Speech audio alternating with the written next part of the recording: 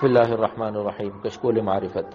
دولت عشق، فرمائے کہ دولت عشق ہر ایک کو عطا نہیں فرماتے، اور یہ شعر پڑھا: سرمد غم عشق بالحوث را نہ دہن، سرمد غم عشق بالحوث را نہ دہن، سوز غم پروانہ مگس را نہ دہن، سوز غم پروانہ مگس را نہ دہن۔ اے سرمد، اللہ تعالیٰ اپنی محبت کا غم اہل ہوس حریص دنیا کو نہیں عطا فرماتے، اور پروانے کا سوز غم مکھیوں کو نہیں عطا فرماتے۔ اور فرمایا کہ حکیم الامت فرمایا کرتے تھے کہ راہ عشق سے سلوک طے کرنا آسان ہوتا ہے، جیسا کہ شعر میں فرمایا گیا ہے: سنما رہ قلندر سزوار بمن نمائی،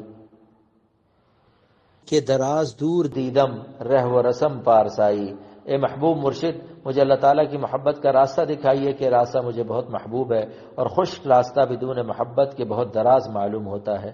پھر فرمائے: لیکن راہ عشق سے یہ مراد نہیں کہ ہم راہ شریعت سے بے پرواہ ہو جائیں، بلکہ عشق سے راہ شریعت پر چلنا آسان ہو جائے گا، بدون عشق شریعت پر چلنا مشکل ہوتا ہے۔ حاصل تصوف، فرمایا کہ حضرت تھانوی رحمۃ اللہ علیہ نے ارشاد فرمایا کہ سلوک اور تصوف کا حاصل صرف یہ ہے کہ طاعت کے وقت ہمت کر کے طاعت کو بجا لائے، اور معصیت کے تقاضے کے وقت ہمت کر کے معصیت سے رک جائے۔ اس سے تعلق مع اللہ پیدا ہوتا ہے، محفوظ رہتا ہے، ترقی کرتا ہے۔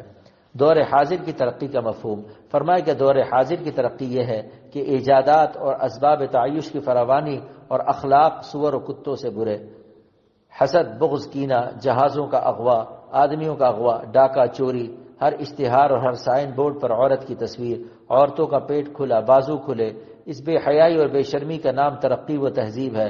نوجوان لڑکے لڑکی کا مخلوط تعلیم حاصل کرنا حد ہے اس بے حیائی کی۔